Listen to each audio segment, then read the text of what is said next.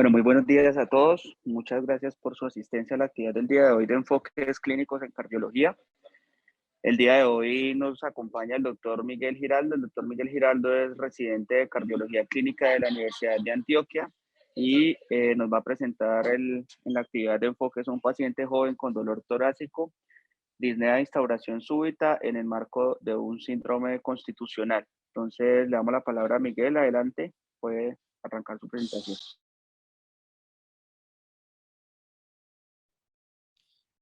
Bueno, muy buenos días a todos. Entonces, precisamente como les comentó John, vamos a presentar hoy el caso de enfoques clínicos. Nos vamos a basar en el caso clínico de un paciente que atendimos en el Hospital San Vicente entre eh, principios y finales de diciembre del año pasado. Entonces, el paciente es un hombre de 47 años de edad, es natural de Necoclí, pero desde hace varios años es residente en Medellín. En este momento está viviendo en el barrio Aranjuez. Se desempeña como vigilante. El paciente es soltero, pero tiene un hijo y vive con varios de sus hermanos. El paciente, hasta el momento de hospitalización, era completamente independiente, tanto para su ABC básico como para el avanzado. El motivo de consulta del paciente es que presentaba una disnea de reposo asociado a un edema de miembros inferiores y a síntomas de astenia y aina. Para tratar de describir la enfermedad actual de este paciente, vamos a comenzar mencionando que el paciente presentaba un cuadro clínico de aproximadamente 4 meses de evolución, que comenzó con edema de miembros inferiores, pero asociado a ese edema de miembros inferiores, el paciente empezó a presentar astenia y adinamia, y una disnea progresiva que empezó con una disnea de grandes esfuerzos, pero que finalmente llevó al paciente a presentar una disnea de pequeños esfuerzos, y finalmente el motivo que llevó a que consultara fue la presencia de una disnea en reposo. Él consultó a un hospital de primer nivel de la ciudad. En ese hospital de primer nivel de la ciudad le sospecharon que pudiera presentar síndrome de falla cardíaca por esos síntomas que venía presentando el paciente, y le ordenaron un ecocardiograma transtorácico, el cual se realizó el 30 de noviembre del año pasado. En el ecocardiograma transtorácico destaca que tenía una fracción de eyección conservada, con una dilatación de cavidades derechas y con una alta probabilidad de hipertensión pulmonar. 4 días luego de la realización de ese ecocardiograma, el paciente se vio muy aquejado por el síntoma de disnea en reposo que estaba presentando. Ya no era capaz de realizar ninguna de sus actividades y decidió consultar a un servicio de urgencias de la ciudad. En ese servicio de urgencias de la ciudad ingresa finalmente el 4 de diciembre del año pasado. Encuentran al paciente con signos de bajo gasto y deciden iniciar soporte inotrópico y remitir al Hospital Universitario San Vicente Fundación, donde ingresa el 5 de diciembre del 2021. El paciente ingresa directamente a la unidad de cuidados intensivos en vista de que tenía ese soporte inotrópico. Sin embargo, ingresó en buenas condiciones, según describe la historia clínica del intensivista que recibió al paciente. Decide suspender el soporte inotrópico del paciente y lo traslada a la unidad de cuidados intensivos. A la unidad de cuidados especiales, perdón. En la unidad de cuidados especiales, el paciente es valorado por el Servicio de Medicina General y por el Servicio de Medicina Interna, y se encuentra dentro de la enfermedad actual los siguientes datos relevantes. Los síntomas generales que habíamos descrito, pero además de eso, el paciente relata que durante los últimos meses había presentado algunos episodios de palpitaciones y en las últimas semanas unos episodios de constipación y una orina espumosa que se interpreta como proteinuria. Relata nuevamente que para él ha sido muy significativo la presencia de astenia de dinamia durante estos días, asociado a la disnea en reposo, que finalmente son los síntomas que lo llevaron a consultar. Y como dato significativo, en los últimos días el paciente había tenido una disminución de la diuresis con una cuantificación que lo encasillaba dentro del rango de oliguria durante los días previos a la consulta. Dentro de la revisión por sistemas, entonces, destaca que el paciente había tenido fiebre subjetiva en algunas ocasiones y una pérdida de aproximadamente 15 kilogramos de peso durante estos últimos 4 meses. Además de eso, relata como síntomas respiratorios una tos con expectoración blanquecina, pero niega cualquier otro dato dentro de la revisión por sistemas. Como antecedentes personales, El paciente había tenido una infección micótica en su piel hace aproximadamente 2 años, un cuadro que fue tratado con clotrimazol con una adecuada respuesta, sin reaparición del cuadro clínico en ninguna otra ocasión. La madre y una hermana del paciente padecen hipotiroidismo, pero con muy buena respuesta al tratamiento con levotiroxina, y el paciente había recibido 2 dosis de la vacuna de Pfizer dentro del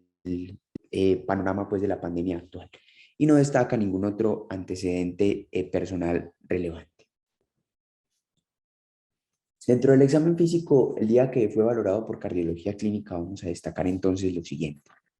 Unos signos vitales con una frecuencia cardíaca de 94 latidos por minuto, una presión arterial de 90-50,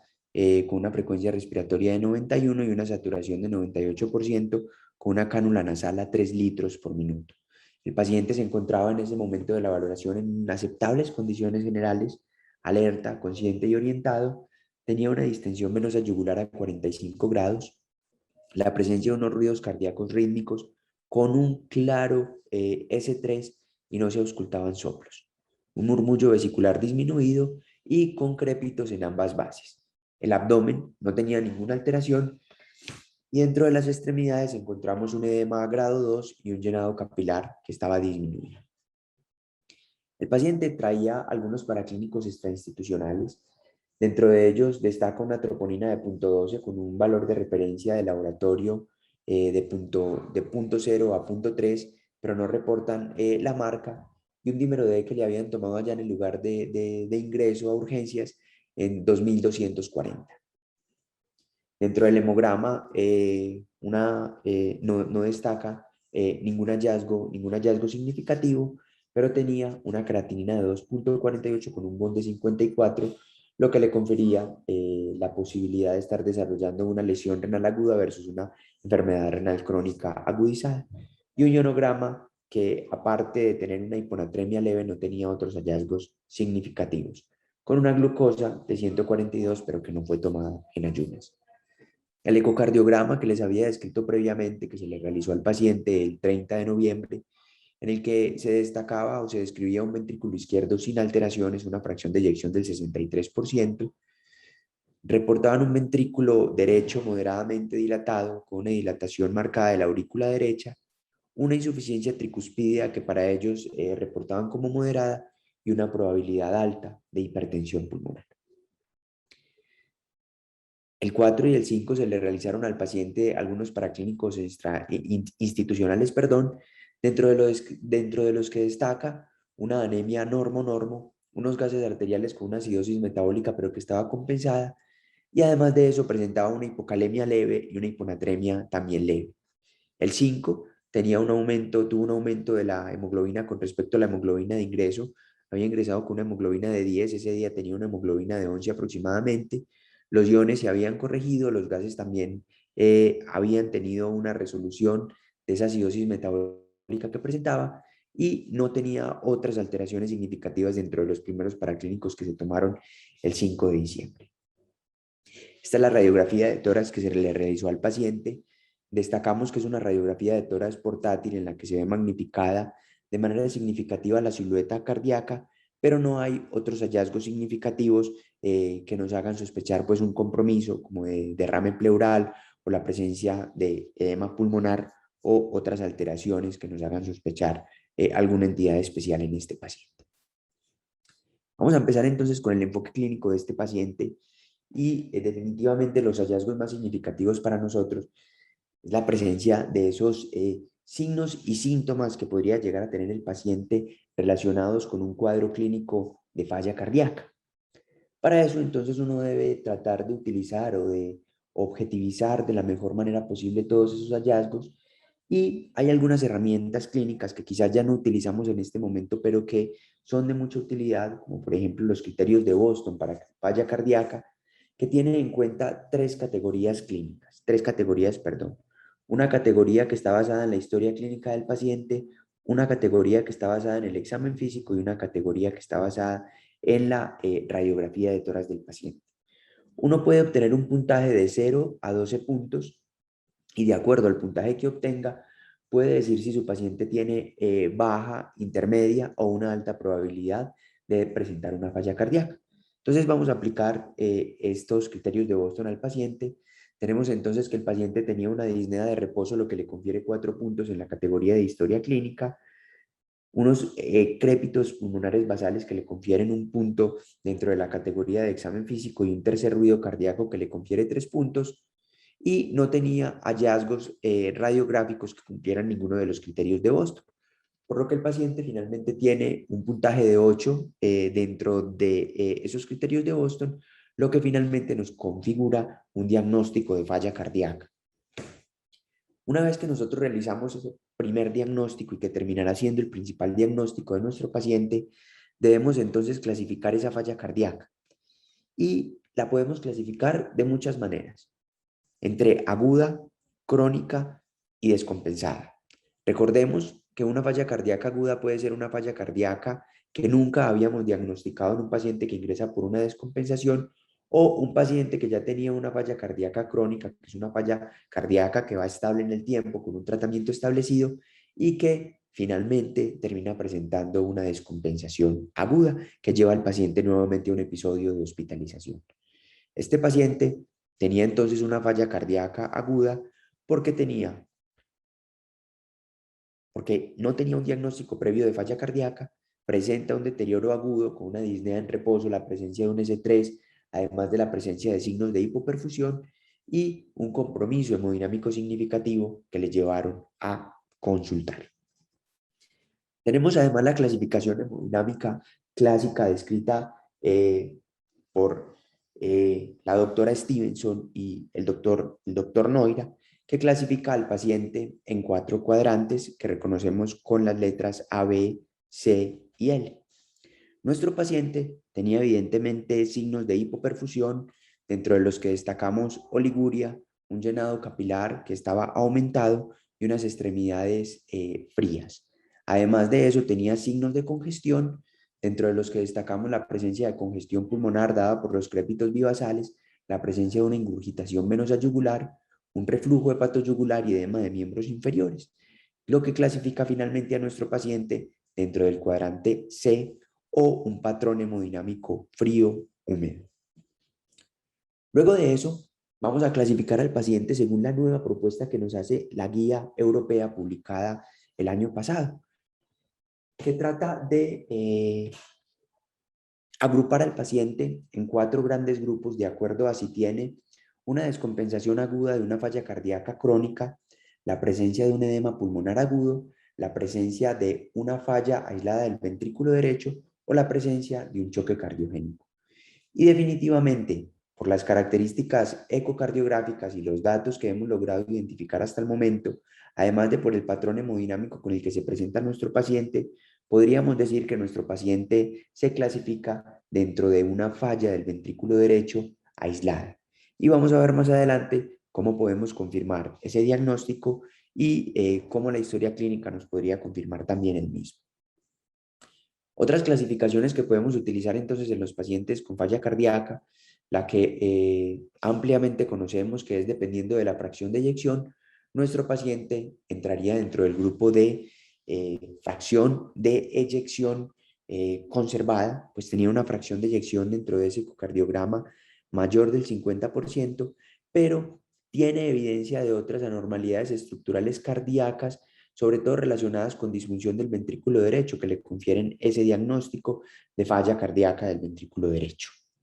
Además de eso, uno podría clasificar al paciente como una falla cardíaca con una fracción de eyección del ventrículo izquierdo recuperada o transitoria, y vamos a ver en el transcurso de la presentación cómo podríamos encasillar a nuestro paciente dentro de estas 2 clasificaciones. Hay 2 datos muy relevantes dentro de la historia clínica del paciente que hicieron sospechar a los médicos que atendieron al paciente que pudiera haber tenido un TEP, y son la probabilidad alta que destacan dentro de los resultados del ecocardiograma de hipertensión pulmonar y ese dímero D tan elevado. También vamos a ir desarrollando a medida de que avance la presentación esta hipótesis diagnóstica con el paciente. ¿Y será que nuestro paciente tiene una enfermedad renal? Entonces, definitivamente yo creo que sí, pues tenemos una evidencia de un aumento significativo de la creatinina, un aumento también del boom, como aumento en combinación de estos dos marcadores como elevación de los azoados y la presencia de oliguria. Lo que tenemos que tratar de definir en el transcurso de evolución de la enfermedad del paciente es si el paciente venía presentando una lesión renal aguda o nos enfrentábamos o estábamos dentro del escenario de un paciente con una enfermedad renal crónica agudizada.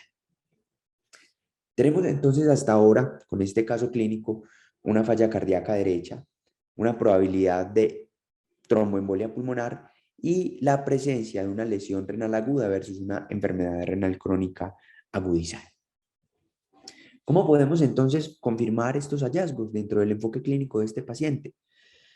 Definitivamente la falla cardíaca, ya tenemos unos datos ecocardiográficos que nos hablan de que el paciente definitivamente dentro de su contexto sindromático, con esos signos y síntomas y los datos ecocardiográficos, podría llegar a tener una falla cardíaca. El TEP lo podríamos confirmar de varias maneras, también con el ecocardiograma transtorácico, con algunos signos indirectos, pero podríamos utilizar otros dos ayudas diagnósticas, como son el angioTAC y la gammagrafía de ventilación-perfusión. Veremos que finalmente en este paciente se decidió realizar gammagrafía de ventilación-perfusión, teniendo en cuenta el gran compromiso que tenía de su función renal en aras de evitar exposición a medios de contraste y el empeoramiento de esa función renal.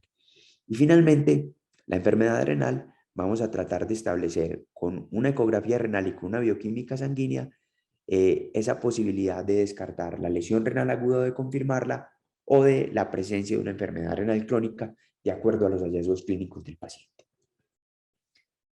Dentro de la evolución clínica del paciente, entonces, tenemos que medicina interna solicitó, como les había mencionado, una gammagrafía de ventilación-perfusión para tratar de descartar esa probabilidad de TEP que tenía el paciente. Además de eso, solicitaron una ecografía renal y una bioquímica sanguínea para tratar de desempatar entre la posibilidad de lesión renal aguda y enfermedad renal crónica agudizada. Medicina interna, dentro del reinterrogatorio se encuentra con esos síntomas constitucionales que había mencionado el paciente, como son la astenia, la dinamia, la fiebre subjetiva y la pérdida de 15 kilogramos de peso, y empezó a enfocar al paciente también por esos hallazgos clínicos. Además de eso, solicitan valoración por cardiología clínica y valoración por nefrología. Cardiología clínica finalmente evalúa al paciente el 7 de diciembre del año pasado y dentro de su análisis se encuentra que el paciente tenía una falla cardíaca derecha descompensada, encuentra al paciente con muchos síntomas, con muchos signos y síntomas de sobrecarga, pero además de eso, signos de hipoperfusión, por lo que decide solicitar un nuevo ecocardiograma transtorácico para tratar de evidenciar cambios que hubiera podido tener con el ecocardiograma previo que había sido una semana antes. Además de eso, inicia tratamiento con diuréticos y solicita traslado del paciente a la unidad de cuidados intensivos. Entonces vamos a empezar a revisar cada uno de esos paraclínicos y esos exámenes que solicitaron las especialidades que estaban tratando al paciente. Tenemos en primera instancia el ecocardiograma, la ecografía renal que se le hizo al paciente, en la que se describen unos riñones de tamaño, forma y posición normal, que no tenía cambios de enfermedad renal crónica y que también conservaba una relación córtico-medular adecuada, por lo que para el radiólogo que lee este examen concluye que el paciente tenía unos cambios por una nefropatía aguda, lo que ya nos va inclinando más la balanza hacia la posibilidad de una lesión renal aguda dentro de este paciente. Se le realizaron otros estudios imaginológicos, dentro de los que destacamos una ecografía de abdomen en la que se evidencia congestión hepática moderada, algo de líquido libre perihepático y perisplénico y los mismos signos de nefropatía aguda que se describían en la ecografía renal que previamente les mostraba. Una endoscopia digestiva superior tratando de identificar hallazgos que pudieran explicar ese síndrome constitucional del paciente, pero que aparte de una pangastritis congestiva y una gastritis erosiva fundocorporal, no tenía ningún otro hallazgo significativo. Y en aras de que el paciente se estaba tratando de evitar su exposición a medio de contraste, se solicitó un TAC simple de tórax y abdomen para tratar de identificar también la presencia de alguna masa que explicara ese síndrome constitucional que estaba presentando el paciente, pero no hubo ningún hallazgo en ese sentido. Tenía hallazgos compatibles con anasarca y además de eso un derrame pleural bilateral con un predominio izquierdo, sin otros hallazgos significativos, como les había mencionado previamente. Tenemos entonces la gamografía de ventilación-perfusión y dentro de esa gamografía de ventilación-perfusión no se logró encontrar ningún hallazgo ni dentro de la ventilación, que es este resultado que les presento en esta diapositiva, ni dentro de la perfusión, que es la que les presento en esta diapositiva. Lo que hace muy poco probable, perdón, la posibilidad de que el paciente estuviera presentando una embolia pulmonar. Vamos ahora con la descripción del ecocardiograma transtorácico que se le realizó al paciente de manera institucional. Tenemos acá una ventana para external eje largo en la que podemos evidenciar que hay un ventrículo izquierdo con una contractilidad normal, pero de entrada evidenciamos que ya el ventrículo derecho tiene una relación o un aumento de tamaño cuando lo comparamos con el ventrículo izquierdo. Tenemos acá un eje para external, una ventana para external, perdón, eje corto, en la que tenemos el ventrículo izquierdo que tiene muy buena contractilidad, lo que nos habla de esa fracción de eyección conservada, pero nuevamente un ventrículo derecho que está y que se evidencia de entrada aumentado de tamaño. Acá en la ventana apical de 4 cámaras evidenciamos cómo todas las cavidades derechas tienen un aumento de tamaño e incluso superando el tamaño de las cavidades izquierdas. Además de eso, encontramos en el modo Doppler color una insuficiencia tricuspidia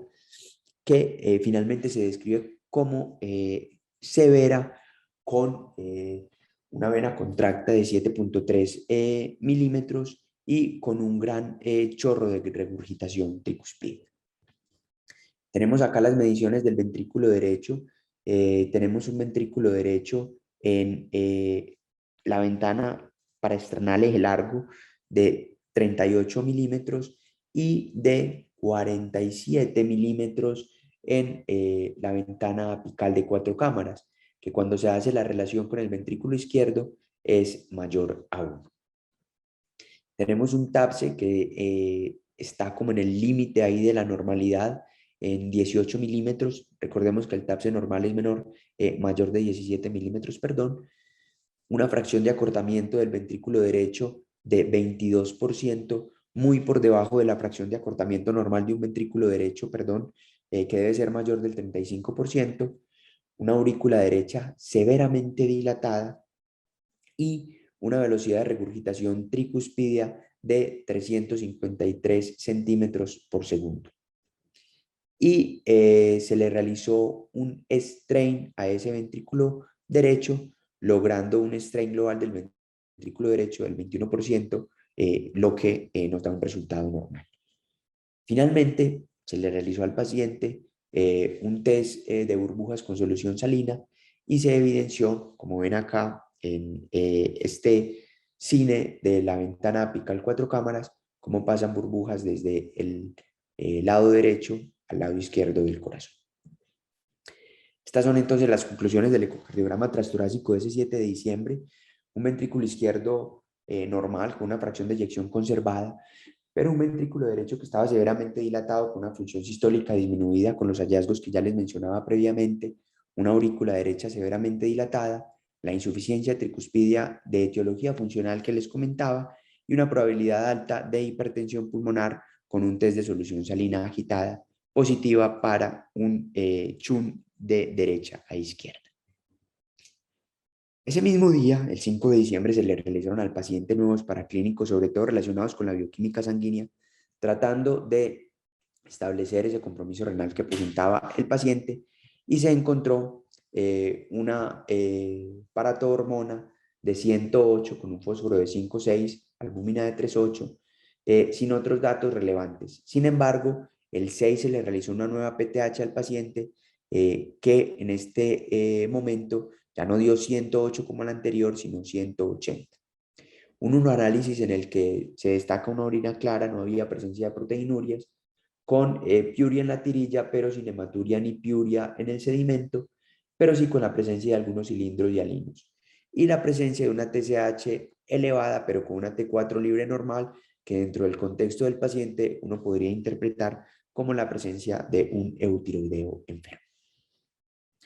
Vamos entonces ahora a tratar de discernir entonces si el paciente presentaba una lesión renal aguda versus una enfermedad renal crónica. Y para eso debemos tener en cuenta entonces la definición de estas enfermedades. Finalmente, nuestro paciente tiene claramente un evento precipitante para el desarrollo de una lesión renal aguda, como es la presencia de una falla cardíaca y más una falla cardíaca derecha. Debemos tener en cuenta que el paciente no tenía historia previa de enfermedad renal ni de otros antecedentes significativos, con una ecografía renal, perdón, en la que se destacan cambios agudos y no se evidencia ningún cambio crónico, y con la presencia de un aparato hormona, la primera medición sobre todo, menor de 170. Todo esto nos confiere o nos apoya más la posibilidad de que nuestro paciente esté presentando una lesión renal aguda dentro de todo el contexto de su enfermedad actual, y más adelante vamos a hablar un poco de cómo se podría relacionar esa enfermedad renal que presenta el paciente con la falla cardíaca derecha. Dentro del síndrome constitucional que presentaba el paciente, entonces debemos destacar dos síntomas significativos, como son la pérdida de peso, 15 kilogramos de pesos en los últimos 4 meses, además de la presencia de astenia de dinamia. Esto definitivamente confiere el diagnóstico de síndrome constitucional. Sin embargo, el paciente tiene varios datos en los que uno podría quedarse tranquilo, en el sentido de que esto no se ha explicado por un cuadro neoplásico, como son la presencia o otra entidad, como son la presencia, por ejemplo, de un hipertiroidismo. Entonces tenemos un perfil tiroideo que, como les había mencionado previamente, nos ubican al paciente dentro del eutiroideo enfermo. Tenemos unas imágenes que, si bien no son las imágenes ideales para descartar neoplasia, no hay evidencia de neoplasia en las mismas, una endoscopia digestiva superior que está completamente normal y un hemograma que no tiene alteraciones que nos hagan sospechar la presencia de una neoplasia hematológica. Todo esto nos hace muy poco probable la presencia de que el paciente presente un síndrome constitucional, y yo creería, o mi teoría es, que quizás los signos y síntomas de pérdida de peso y astenia dinámica del paciente son explicados por completo por la presencia de esa falla cardíaca que venía presentando. Otra de las posibilidades importantes que hemos comentado dentro del enfoque clínico de este paciente es la posibilidad de que el paciente pudiera tener un TEP a pesar de que tuviera esa gamografía de ventilación-perfusión negativa. Y para eso me voy a devolver al estudio PIOPET publicado en 1990, en el que se hace una comparación del valor predictivo positivo, la sensibilidad y especificidad que podría tener la gamografía de ventilación-perfusión cuando la comparamos con el gol estándar, que sería la angiografía pulmonar o el angiotac pulmonar. Y cabe mencionar que dentro de este estudio hubo un grupo de 5 pacientes que tenían una gamografía de ventilación-perfusión completamente normal, pero que a pesar de eso tenían dentro de el angiotac unos resultados positivos para embolia pulmonar. Por lo que, a pesar de que nuestro paciente tenga esta gamografía de ventilación-perfusión negativa, yo no descartaría por completo la posibilidad de que el paciente haya presentado un TEP y que eso explique ese compromiso de falla cardíaca derecha aislada que presentaba el paciente, la hipertensión pulmonar o la probabilidad alta de hipertensión pulmonar que presentaba como explicación etiológica de esa falla cardíaca y el cuadro clínico del paciente. Cuando vamos a hablar entonces de falla derecha cardíaca aislada, debemos tener en cuenta las características que nos propone en este momento la guía europea, en la que nos habla de que el principal mecanismo es obviamente una disfunción del ventrículo derecho o la presencia de una hipertensión precapilar pulmonar. que normalmente se caracteriza o que la mayoría de los síntomas podrían estar caracterizados por un aumento de la presión venosa central pero que también podrían estar relacionados con la presencia de signos de hipoperfusión. El cuadro clínico de estos pacientes puede tener un inicio gradual, como podría ser el cuadro clínico de nuestro paciente, pero también podría tener una presentación súbita, como sería la manifestación más clásica en algunos pacientes con un cuadro de embolia pulmonar aguda. Además de eso, los pacientes podrían tener principalmente una presentación hemodinámica que los encasille dentro del patrón hemodinámico que presenta nuestro paciente, como es húmedo y frío. Y finalmente, el tratamiento que se propone para la falla cardíaca derecha aislada estaría enfocado a tratar de mejorar esos síntomas de congestión venosa sistémica con el uso de diuréticos para tratar de mejorar la congestión venosa tanto a nivel central como a nivel periférico, y en caso de que el paciente presente signos de hipoperfusión, como es el caso de nuestro paciente, tener el uso de soporte inotrópico o vasopresor. Y además, en aquellos casos que tienen unas manifestaciones más severas, se podría considerar el soporte circulatorio mecánico o incluso el trasplante cardíaco en caso de que sea necesario en el corto plazo. Me pareció muy interesante un artículo que encontré en el que nos describen unos hallazgos ecocardiográficos de la falla cardíaca derecha aislada, y van a ver que a medida que se los vaya describiendo, nuestro paciente va a presentar muchos de estos hallazgos, por lo que es muchísimo más probable que nuestro paciente tuviera el cuadro clínico o la hipótesis diagnóstica que nosotros estamos sugiriendo. Tenemos entonces la presencia de líquido pericárdico, sobre todo cuando hay un aumento de más de 5 milímetros en la diástole. Nuestro paciente no presentaba este hallazgo, pero vamos a ver que sí empezaba a presentar los siguientes hallazgos que vamos a describir. Tenemos un grosor de la pared del ventrículo derecho mayor de 5 milímetros. Nuestro paciente tenía un grosor de esa pared de 6 milímetros. Juliamos este criterio. Tenemos un diámetro de la vena cava inferior mayor de 21 milímetros de mercurio, con un colapso inspiratorio que es menor del 50%, lo que confiere un aumento de la presión de la aurícula derecha. Evidentemente, nuestro paciente presentaba también este hallazgo. Tenemos también una velocidad de regurgitación tricuspidia mayor de 2.8 metros por segundo. Nuestro paciente tenía una velocidad de regurgitación tricuspidia de 3.65 metros por segundo. El TAPSE de nuestro paciente, que es como la incursión que hace en el plano o en el modo M el anillo tricuspidio, debe ser menor de 17 para considerar falla cardíaca derecha. Nuestro paciente tenía un TAPSE de 18. La dilatación del ventrículo derecho, que se puede evidenciar por la medición del diámetro del ventrículo derecho en la ventana apical de 4 cámaras mayor a 41 milímetros de mercurio. Si recuerdan, nuestro paciente tenía 47 milímetros de mercurio, no milímetros. Nuestro paciente tenía 47 milímetros y tenía una relación del ventrículo derecho sobre el ventrículo izquierdo mayor de 1, cumpliendo también este criterio. Hay otros datos, como son el cambio del área fraccional menor del 35%, nuestro paciente tenía un cambio del área fraccional del 22%, la interdependencia ventricular o la forma en D de ese septum por el aumento o el crecimiento de ese ventrículo o la sobrecarga que tiene ese ventrículo derecho sobre el ventrículo izquierdo, la presencia de una onda S menor de 9.5 centímetros, la de nuestro paciente creo que era de aproximadamente 8 centímetros, un strain longitudinal menor de 20, en este sentido nuestro paciente si no cumple este criterio, un índice de rendimiento del ventrículo derecho que no se realizó en nuestro paciente y una fracción de eyección del ventrículo derecho mediante ecocardiografía 3D menor del 45%, que tampoco se realizó en nuestro paciente. Entonces siempre recordar como estos hallazgos dentro del contexto, dentro del diagnóstico de un paciente con falla cardíaca derecha aislada. Vamos entonces ahora a hablar un poco de cuáles son las posibles etiologías de un paciente con una falla cardíaca derecha. Y vamos a tener algunas que son unas causas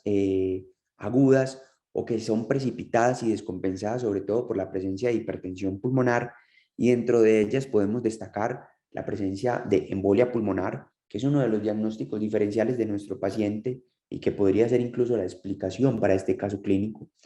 La presencia de sepsis, sin embargo, hay muy pocos datos dentro de la historia clínica que nos apoyen este diagnóstico en nuestro paciente. Una neumonía, evidentemente la radiografía era una radiografía completamente normal, en la que no había evidencia de consolidación por ningún lado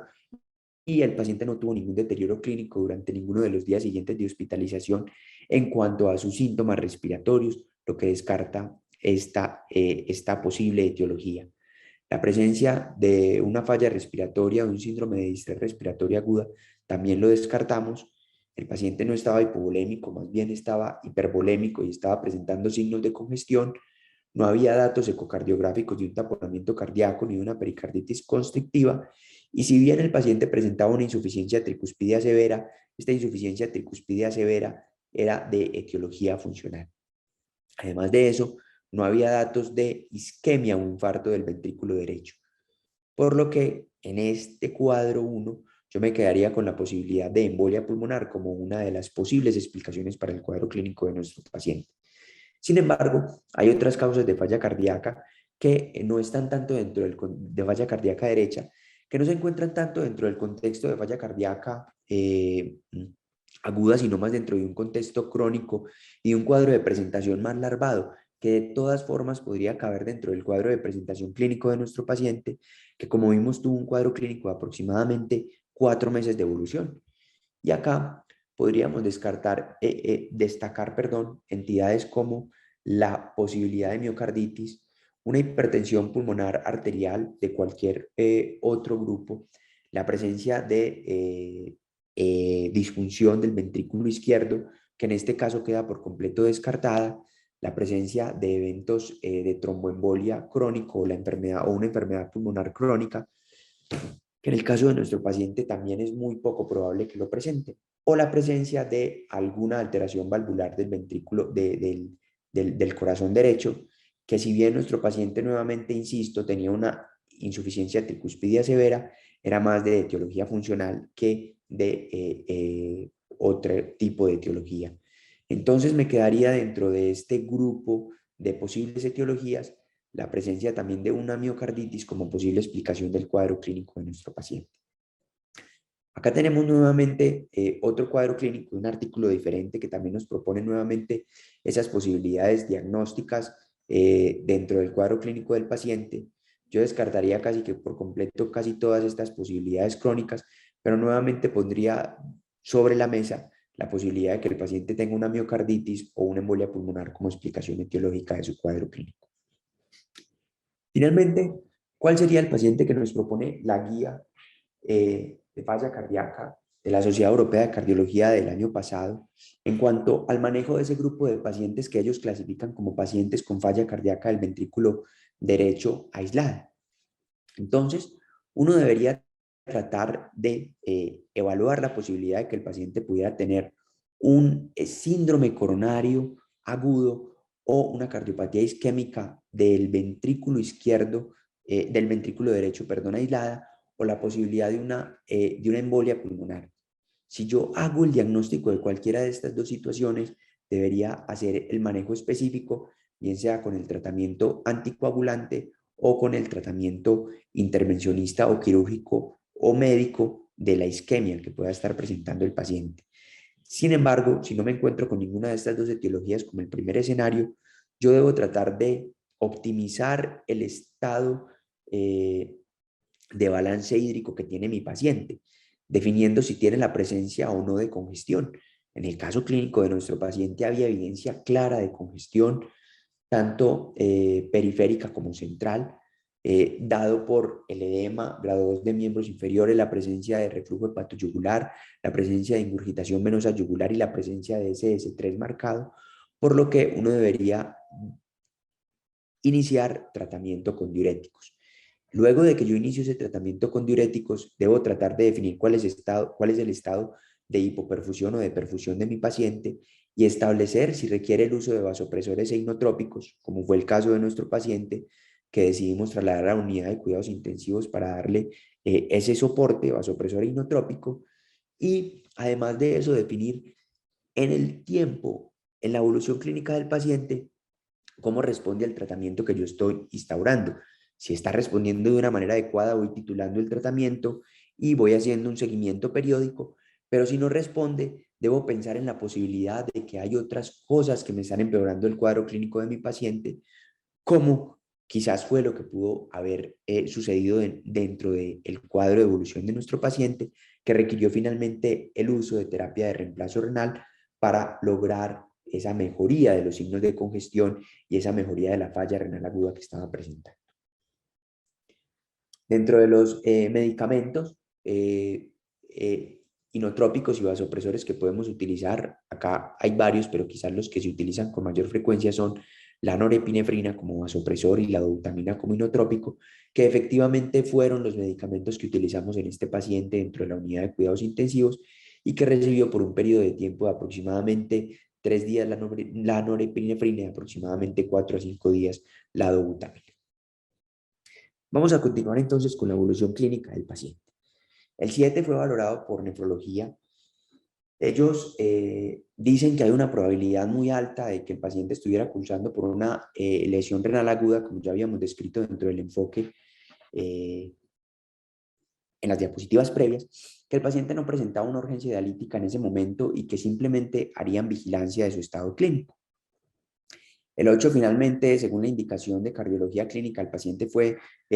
trasladado a la unidad de cuidados intensivos donde recibe soporte vasopresor inotrópico, pero presenta ese día un cuadro de dolor abdominal agudo, por lo que decidieron finalmente realizar un TAC contrastado de abdomen, a pesar de la lesión renal aguda que tenía el paciente. Finalmente, en ese TAC no se encontró ningún dato diferente a una congestión venosa y el paciente con medidas analgésicas mejoró por completo ese cuadro de dolor abdominal agudo que presentaba. El 9 es valorado por nefrología, quienes evidencian oliguria y un aumento de los asedados progresivo, por lo que deciden finalmente realizar hemodiálisis al paciente. Sin embargo, ese mismo día el paciente refiere que se notaba edematizado el miembro superior derecho, por lo que deciden realizar una ecografía Doppler de miembros superiores que más adelante les voy a describir y que tiene un hallazgo significativo.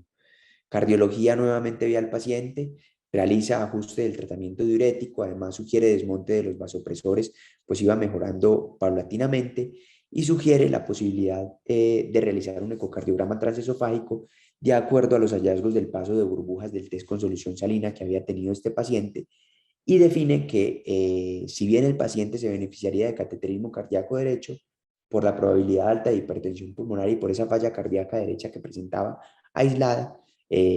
difieren el cateterismo para cuando el paciente se encuentre en mejores condiciones. Vamos entonces a hablar ahora de algo que es muy llamativo dentro del caso clínico de nuestro paciente,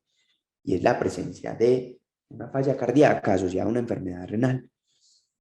que podríamos clasificar como un síndrome de falla cardíaca aguda asociado a un síndrome cardiorrenal. Recordar que ese síndrome cardiorrenal es la posibilidad que tiene el corazón de poder causar, cuando tiene alguna entidad primaria, una enfermedad renal secundaria, o cuando tenemos un paciente con una enfermedad renal, bien sea aguda o crónica, con la posibilidad de desarrollar una falla cardíaca aguda o descompensar una falla cardíaca estable en el paciente. Vamos a encontrarnos que vamos a tener 5 tipos característicos de síndrome cardiorrenal. No me voy a detener mucho más en esta diapositiva, pero voy a mencionar que nuestro paciente quizás podría estar enfocado o encasillado dentro del tipo 1, que es una falla cardíaca aguda que termina llevando a una alteración de la disfunción renal. Y existen varios mecanismos fisiopatológicos por los que finalmente una falla cardíaca, en este caso una falla cardíaca derecha, podría llevar a la presencia de una lesión renal aguda, y podríamos resumir esta diapositiva en 2 cosas significativas. La presencia de una congestión venosa central que termina produciendo una congestión venosa renal, y esa congestión venosa renal alterar todos los mecanismos fisiopatológicos de absorción y reabsorción dentro de la nefrona, alterando también de manera significativa la función del glomérulo, finalmente llevando a que haya una disminución de la función renal y una alteración de la tasa de filtración glomerular. Pero también podría estar relacionada ese compromiso renal que se ve en los pacientes con falla cardíaca con la presencia de hipoperfusión de ese mismo riñón, que termina produciendo una vasoconstricción de las arterias renales, que finalmente también va a llevar al mismo desenlace en el que hay un deterioro de la función renal y una disminución de la tasa de filtración glomerular. Hay una entidad que poco se ha estudiado, pero que ya veíamos acá más o menos manifestada dentro de la fisiopatología de la enfermedad, y es la nefropatía congestiva. Esa nefropatía congestiva está relacionada precisamente con esos signos de sobrecarga que se pueden presentar en un paciente que presente una falla cardíaca, bien sea bicameral o una falla cardíaca derecha o izquierda aislada, que finalmente van a llevar a producir unos cambios dentro de la nefrona y dentro del aparato glomerular, pero también dentro de los túbulos, que van a producir una congestión venosa y que van a finalmente llevar al desarrollo de una alteración de toda la hemodinámica del riñón, que finalmente pueden llevar al paciente al desarrollo de una falla renal aguda. Creemos que nuestro paciente finalmente, por todas las características clínicas de esa falla cardíaca derecha aislada, desarrolló una lesión renal aguda que habíamos evidenciado desde el principio, que avanzó y pudo ser empeorada por el uso del medio de contraste, pero que respondió muy bien a la terapia dialítica que se le realizó. Hay un método diagnóstico que está en boga en los últimos tiempos y que es el uso del VEXUS, o la evaluación de la congestión hepática, portal y renal, para tratar de establecer cuál es el estado de congestión venosa de los pacientes. Y este podría ser un examen de muchísima utilidad en aquellos pacientes en los que yo sospecho la presencia de una nefropatía congestiva o incluso de un síndrome cardiorrenal, para tratar de objetivizar de manera clara cuál es el grado de congestión que tiene mi paciente y con eso tomar decisiones terapéuticas y poder guiar de manera adecuada la terapia que yo le estoy dando a mi paciente, tratando de obtener los mejores desenlaces posibles. Este es el ecodoppler que tenía el paciente, en el que se describe un trombo agudo en la vena yugular derecha, y aparte de eso se describe también un trombo subagudo, lo que podría aumentar la posibilidad de que mi paciente hubiera presentado definitivamente un episodio de embolia pulmonar relacionado con ese trombo subagudo que tenía en la arteria, en la unión de la arteria yugular con la subclave, de la vena, perdón. Finalmente se le realizó el ecocardiograma transtorácico al paciente el 10 de diciembre, en el que se destacan los mismos hallazgos que habíamos descrito previamente en el ecocardiograma transtorácico, y el estudio era negativo para cortocircuitos intracavitarios, lo que descartaba la presencia de una comunicación entre el corazón derecho y el corazón izquierdo. Neumología evalúa al paciente el 10 de diciembre. Ellos describen una hipertensión pulmonar que para ellos es del grupo 1. Sugieren que al paciente se le realice un cateterismo cardíaco derecho, como ya había sido mencionado por cardiología, y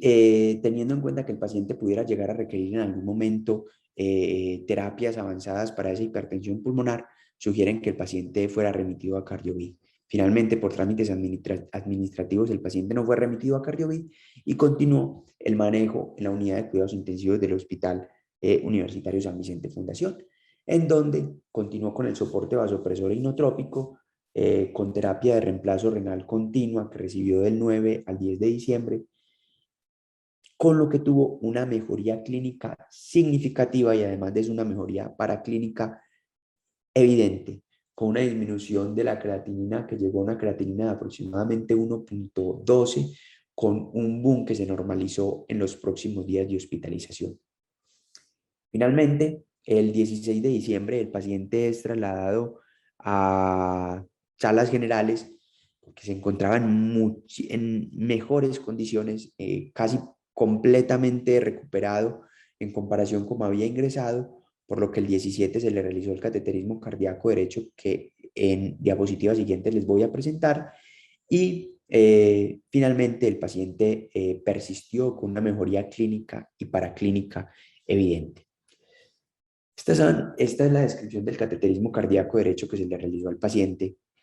Y creo que tanto para el grupo que atendió al paciente como para nosotros es muy significativo ver cómo el paciente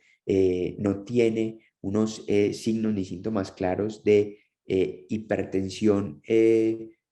pulmonar grave, como era de esperarse con ese ecocardiograma que había presentado. Sin embargo, el cateterismo derecho es muy consecuente con la mejoría clínica que había tenido el paciente durante los días de su estancia en UCI y luego del manejo con el soporte vasopresor inotrópico. Hay algunos datos dentro de ese cateterismo que le podrían ayudar a uno a tratar de definir cuál sería el pronóstico clínico del paciente. Y uno de esos datos significativos es el índice de pulsatilidad de la arteria pulmonar, que se calcula teniendo en cuenta la presión sistólica de la arteria pulmonar, restándole la presión de de la aurícula derecha, y eso dividiéndolo por la resistencia vascular sistémica de los pacientes. En este estudio se ha visto que aquellos pacientes que tienen unos menores índices de pulsatilidad de la arteria pulmonar van a tener quizás unos mejores desenlaces a largo plazo en comparación con unos pacientes que tienen unos índices aumentados. El índice de nuestro paciente era aproximadamente de 30. Dentro de la evolución clínica del paciente, entonces debemos continuar con los resultados de ese cateterismo. Medicina interna decidió solicitar una cardiorresonancia que hasta el momento no se le ha realizado al paciente, pensando en la otra posibilidad, en la posibilidad diagnóstica de una miocarditis aislada del ventrículo derecho como posible explicación para el cuadro clínico del paciente. Cardiología ve al paciente el 21 de diciembre, lo acepta en la ronda, y en aras de que persiste la mejoría, entre el 22 y el 23 decide solicitar estudios vasculares para tratar de definir si ese trombo en la vena, en la unión entre la vena yugular y la vena y la subclavia, había desaparecido, para definir si el paciente se iba a ir con anticoagulación ambulatoria o no, y solicita una nueva ecocardiograma transtorácico para tratar de definir si los hallazgos del cateterismo eran consecuentes con la nueva ecocardiograma transtorácica en vistas de la mejoría clínica evidente que había tenido el paciente. Este es un ecodoppler de miembros inferiores que se le realizó al paciente porque había estado luego del cateterismo cardíaco derecho, porque presentó un hematoma femoral derecho. No se encontraron fístulas y tampoco se encontraron trombos dentro de esa circulación venosa. Este es el nuevo ecocardiograma transtorácico que se le realizó al paciente, en el que evidenciamos esa buena contractilidad del ventrículo izquierdo que teníamos desde el primer cateterismo, con una disminución del diámetro de las cavidades derechas en comparación a las previas. Tenemos la ventana apical de 4 cámaras, en la que ya hay una normalización de la relación entre el ventrículo derecho y el ventrículo izquierdo. Vemos un ventrículo derecho de menor tamaño y además de eso una aurícula derecha solamente levemente dilatada. Un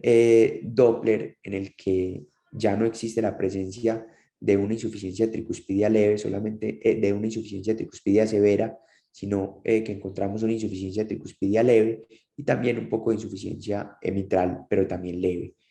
El diámetro de ese ventrículo izquierdo que mejoró considerablemente en comparación con, del ventrículo derecho, perdón, que mejoró considerablemente en comparación con el ecocardiograma previo. Un TAPSE que mejoró significativamente, pasó de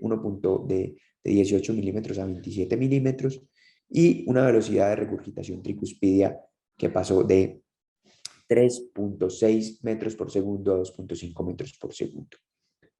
Describen entonces un ventrículo izquierdo normal con una FEBI del 62%, un ventrículo derecho completamente normal con una función sistólica conservada, la aurícula derecha, perdón, acá me equivoqué, levemente dilatada, insuficiencia mitral y tricuspidia leve funcionales, y una probabilidad baja de hipertensión pulmonar. Y este es el ecodoppler de los miembros superiores en el que hay resolución completa de ese trombo que previamente había tenido el paciente. Quería recordar una entidad clínica y es la entidad clínica de la falla cardíaca derecha transitoria. Y dentro de esas posibilidades diagnósticas que podría llegar a tener este paciente para que todo su cuadro clínico fuera explicado por una falla cardíaca transitoria, y en este caso una falla cardíaca derecha transitoria, podemos tener como dos posibles etiologías, como he mencionado a lo largo de la presentación, y es la posibilidad de una embolia pulmonar que finalmente no podemos descartar a pesar de que el paciente haya tenido esa gammagrafía de ventilación perfusión negativa, y la posibilidad de que el paciente hubiera tenido un cuadro de miocarditis que definitivamente la resonancia cardíaca sería de mucha utilidad para tratar de confirmar el diagnóstico definitivo de este paciente. El desenlace clínico de nuestro cuadro clínico entonces es que teníamos un hombre de 47 años sin un antecedente claro, sin la presencia de una enfermedad previa, que consulta por un cuadro de signos y síntomas que finalmente diagnosticamos como una falla cardíaca derecha descompensada, en la que no logramos encontrar una etiología clara, pero que hay varios datos que nos podrían dar la posibilidad de que el paciente tuviera una embolia pulmonar versus la presencia de una miocarditis. Considero que cualquier otra etiología que pudiera explicar este caso clínico es mucho menos probable, y yo optaría mucho por la posibilidad de que el paciente hubiera desarrollado una embolia pulmonar que resolvió espontáneamente o resolvió con la presencia o el uso de la anticoagulación que se le dio al paciente para el trombo que tenía en la vena o en la unión de la vena subclavia, de la yugular y la subclavia. Finalmente, el paciente fue dado de alta en excelentes condiciones, evidenciando una mejoría tanto clínica como paraclínica, bien con los exámenes de laboratorio, como con el cateterismo cardíaco derecho, como con el ecocardiograma transtorácico que se le hizo al paciente, y se dejó una cita de seguimiento ambulatorio por cardiología clínica con la revisión de la cardioresonancia que se le había ordenado al paciente para descartar la miocarditis. Yo traté de comunicarme con el paciente para ver cómo había evolucionado, pero finalmente no logré hacerlo, y hasta el momento no había consultado nuevamente al Hospital San Vicente para la revisión de esa cardioresonancia. Esto era todo lo que les tenía por hoy. Muchas gracias y quedo atento a las preguntas que tengan o la discusión que podamos tener en cuenta con el caso clínico del paciente. Miguel, muchas gracias por la presentación. Excelente caso. Vamos a darle en este momento espacio para saber si en el chat hay alguna pregunta o si alguien desea levantar la mano y hacer las preguntas.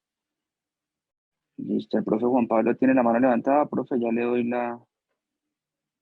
activé el micrófono, profe. Buenos días, ¿me escuchan? Sí, profe, ahí lo escuchamos. Caso supremamente interesante, retador, en el cual pues muchos de las personas que tuvimos involucrados en el caso nos sorprendió por la evolución y obviamente el paciente con resolución prácticamente de toda la hipertensión pulmonar. Yo solo en mi práctica clínica he visto pacientes que resuelvan la hipertensión pulmonar, pacientes con hipertiroidismo, crisis hipertiroideas, y pacientes por toxicidad por algunos medicamentos, algunos que tuve oportunidad pues, de presentar en alguna ocasión, no acá en el sitio, de dasatinib. El resto del caso, hasta el día de hoy, no sé si Miguel llegó a la conclusión de cuál es la diagnóstico definitivo, porque el paciente hizo esa hipertensión pulmonar que resolvió en tan poco tiempo con normalización de todos los parámetros de las cavidades derechas, tiene una conclusión definitiva, porque hasta el día de hoy nosotros nos hemos replanteado qué puede ser y no hemos llegado a una conclusión definitiva. Entonces, Miguel, ¿tú a qué conclusión llegaste con el caso? ¿Cuál es el diagnóstico y por qué le pasó eso al paciente? Profe, buenos días, ¿cómo está? Muchas gracias. No, profe, la verdad, no, yo tampoco tengo una conclusión definitiva, profe, no, obviamente no. El caso clínico, de verdad, como usted mencionó, fue muy retador para todos. Yo sugiero esas dos probabilidades, esas dos posibilidades diagnósticas, esas dos etiologías que planteo al final de la presentación cuando presento la diapositiva de falla cardíaca derecha transitoria, y es que el paciente hubiera podido hacer una embolia pulmonar. Había muchos datos que sugerían el cuadro clínico. Quizás lo que nos bajó mucho de ese bus fue la posibilidad de ese gamografía de ventilación, perfusión, que era normal o casi normal, pero como vemos con los estudios, incluso desde el estudio PIOPED, un porcentaje que no es despreciable. El 3,8% de los pacientes podría llegar a tener una gamografía de perfusión, de ventilación perfusión normal, y a pesar de eso tener una embolia pulmonar. Y hay dos datos que quizás a mí me apoyan mucho esa posibilidad diagnóstica, y es que el paciente tenía un trombo subagudo en la circulación venosa. Eh, y además de eso, recibió tratamiento anticoagulante desde el 9 de diciembre, más o menos hasta el 23 de diciembre que le dimos de alta, y eso concuerda también como con la resolución del cuadro clínico del paciente. Obviamente se tomaron otras medidas, como fue el soporte vasopresor inotrópico, la terapia de reemplazo renal que se le dio al paciente para mejorar su insuficiencia, su lesión renal aguda, pero quizás esos dos datos podrían apoyar un poco lo de la posibilidad de embolia pulmonar, o esos tres datos. Y obviamente, profe, no descartaría la posibilidad de una miocarditis del ventrículo derecho aislada, pero ahí sí necesitaríamos pues como los resultados de la resonancia para tratar de confirmar esa posibilidad diagnóstica, y desafortunadamente no tuvimos esa posibilidad, profe.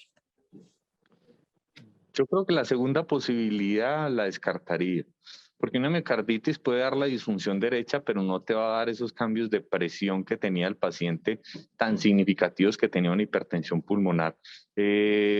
Con una probabilidad alta no podemos categorizar como una hipertensión severa por ecocardiografía según las recomendaciones actuales, pero si nos vamos a tiempos antiguos sería categorizado casi como una hipertensión severa por ecocardiograma, entre comillas. Entonces, una miocarditis no te puede dar ese planteamiento. El primer planteamiento y el análisis que hace me parece una buena posibilidad diagnóstica. Me parece muy bien el ejercicio que has hecho, y yo creo que el caso nos sigue enseñando de que todos los días tenemos que aprender, y hay pacientes así que nos retan a pensar, y eso hace de nuestra profesión algo muy interesante y pone el poco de ciencia y arte en esto, y nos cambia el aspecto de que todo va a ser por las máquinas y diagnóstico de máquinas. Todavía falta el pensar en el paciente, en qué puede ser, con qué análisis llegar al paciente, y que hay pacientes como este que nos retan día a día y que nos incentivan a seguir aprendiendo. Muchas gracias por el caso, Miguel. No, profe, muchas gracias a usted. Miguel, en el chat tenemos una preguntita ya seguramente para cerrar por cuestiones de tiempo. Entonces, Osvaldo pregunta, primero que todo lo felicita por la charla. Si crees que podría la hipervolemia por sí sola explicar los cambios presentados en las cavidades derechas, y que una vez mejorada esta condición de hipervolemia fuera reversible. Hola, doctor Osvaldo, muchas gracias, hermano. Madre, una pregunta muy interesante, y yo creo que para mí va muy difícil de responder, porque es como esa relación que hay, que les describía entre el riñón y el corazón, que definitivamente creo que no entendemos por completo, y que muchas veces no sabemos como cuál es la primera cosa que puede llegar a pasar en un caso clínico como este. Si la enfermedad renal que me terminó produciendo todo ese episodio de congestión y de hipervolemia podría haber comprometido de manera tan significativa el ventrículo derecho, que lo hubiera llevado a ese episodio de falla cardíaca, y que finalmente, como tú dices, la terapia de reemplazo renal hubiera podido mejorar el cuadro clínico, o si por el contrario fue la falla cardíaca la que llevó al deterioro de la función renal, y que finalmente aumentó pues o produjo como todos los cambios dentro de ese ciclo vicioso, que pudo haber empeorado el cuadro clínico del paciente. La verdad, yo no te sabría responder con exactitud esa pregunta, pero acá creo que sería de mucha utilidad ayudas diagnósticas como por ejemplo el VEXUS, para uno tratar de definir cuál es el estado de congestión que tiene el paciente y tratar de dirigir la terapia. No tanto como buscando una etiología que es como con lo que nos encarnizamos mucho, sino como tratando de mejorar las condiciones clínicas del paciente y dirigir la terapia guiada por las herramientas que tenemos en este momento para tratar de mejorar los desenlaces como finalmente y afortunadamente sucedió en este caso. Listo, Miguel. No, yo creo que ya no hay más preguntas y pues en función del tiempo creo que ya hemos cumplido. Muchas gracias a todos los participantes, muchas gracias por estar en la actividad de Enfoques en Cardiología que siempre nos es muy valiosa para todos. Muchísimas gracias y que tengan buen día. Muchas gracias, Miguel.